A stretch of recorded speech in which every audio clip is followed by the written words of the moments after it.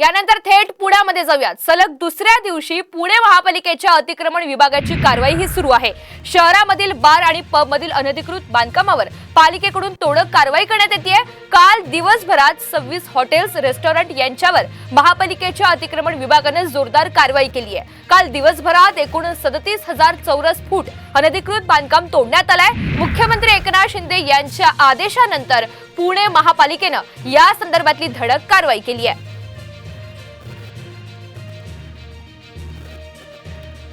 आपण पाहतोय पुण्यामध्ये सलग दुसऱ्या दिवशी पुणे महापालिकेच्या अतिक्रमण विभागाने या कारवाईला सुरुवात केलेली आहे। ड्रग्ज प्रकरण हे ताजं असतानाच एकंदरीतच पालिका ॲक्शन मोडवर आल्याचं चित्र आहे आणि त्यामुळे शहरामधील बार आणि पब मधील अनधिकृत बांधकामावर पालिकेकडून तोडक कारवाई करण्यात येते आहे। पुण्यातील L3 बार ड्रग्ज पार्टी प्रकरणी अनेक घडामोडी घडलेल्या आहेत आणि त्यानंतर पालिका ॲक्शन मोडवर आली।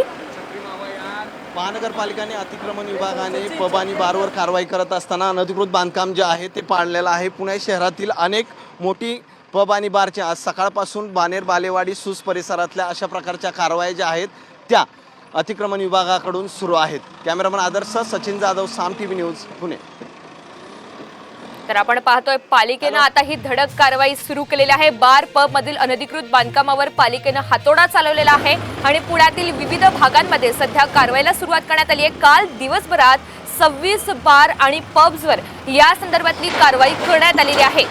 मुख्यमंत्री एकनाथ शिंदे यांच्या आदेशानंतर पुणे महापालिकेने ही धडक कारवाई सुरू केली आहे।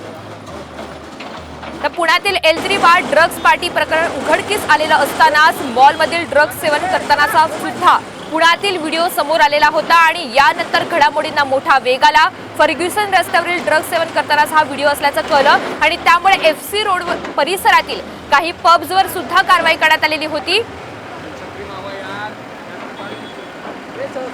आणि या संदर्भातली अधिकची माहिती आपल्याला सचिन गाड देत आहेत। सचिन, काय अधिकचे अपडेट्स आहेत? काही तांत्रिक अडचणीमुळे आपला आवाज पोहोचू शकत नाहीये, मात्र सलग दुसऱ्या दिवशी आपण बघतोय पुणे महापालिकेच्या अतिक्रमण विभागाची ही कारवाई सुरू आहे।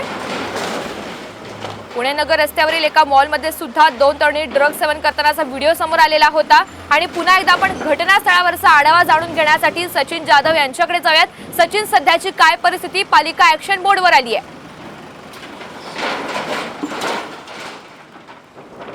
नक्कीच आपण पाहतोय की पुण्यातील पुणे महानगरपालिका अतिक्रमण विभाग आणि राज्य उत्पादन शुल्क यांच्या एकत्रितरित्या आज सकाळपासून बानेर बालेवाडी पाषाण सूस रोडसह या ठिकाणच्या जे पब आणि बार आहेत त्यांच्या अनधिकृत बांधकामावरच्या कारवाई ज्या आहेत त्या महानगरपालिकेच्या सुरू आहेत। या ठिकाणी अनधिकृत बांधकाम जे केलं आहे त्या बांधकामावरती थेट कारवाई जाऊन ती पाडण्यात येत आहेत। आज जवळपास सकाळपासून महानगरपालिकेने 30,000 स्क्वेअर फूटचं बांधकाम जे आहे ते पाडले असल्याचं महानगरपालिकेच्या अधिकाऱ्यांनी सांगितलेलं आहे। अजूनही या ठिकाणी कारवाई ज्या आहेत त्या महानगरपालिकेच्या सुरू आहेत। या बालेवाडी परिसरातला हा सगळा भाग आहे। एकूणच आपण पाहतोय की पुण्यामध्ये पब आणि बारच्या संदर्भातल्या 2 मोठ्या घटना घडल्यानंतर महानगरपालिका आणि महानगरपालिकेचा अतिक्रमण विभाग आणि या ठिकाणी राज्य उत्पादन शुल्क एकत्रितरित्या कारवाई करत पब आणि बारचा जो अनधिकृत भाग असेल किंवा त्या ठिकाणी ज्या अनधिकृत बांधकाम आहे ते पाडण्यासाठी आक्रमक झालेला आहे आणि आत्ता बानेर बालेवाडी परिसरातील ही बांधकामं जी आहेत ती महानगरपालिकेच्या वतीने अशा प्रकारे पाडण्यात येत आहेत। अनेक मोठे पब बार जे आहेत ते अनधिकृत बांधकाम करून या ठिकाणी चालवलं जात असल्याचा आरोप होता। वेळोवेळी त्यांना नोटिसा दिल्या जात होत्या, मात्र महानगरपालिका ठोस कारवाई करत नाही असा आरोप केला जात होता आणि त्यातूनच ज्या पुण्यामध्ये 2 घटना घडल्या त्यानंतर महानगरपालिका आक्रमक झाली आणि त्यानंतर अशा प्रकारे जी कारवाई आहे जी केली जात आहेत, मोठी बांधकामं अशा प्रकारे पाडण्यात येत आहेत आणि त्या ठिकाणी खरं तर आत्ता नोटिसा बजावल्या होत्या अशा प्रकारच्या 3-3 महिन्या अगोदर या हॉटेलला। त्यानंतर कुठलीच कारवाई या हॉटेलकडून केली नसल्याने आत्ता या ठिकाणी ही पाडण्यात येत आहेत। सचिन, काल जी तोडक कारवाई करण्यात आलेली होती त्यानंतर मालकांची प्रतिक्रिया समोर आलेली होती आणि काहीसे संतप्त अशा प्रकारचे हे मालक झालेले होते। आजच्या या कारवाईनंतर कोणत्या मालकांची प्रतिक्रिया समोर आलेली का आहे का या कारवाई संदर्भातील?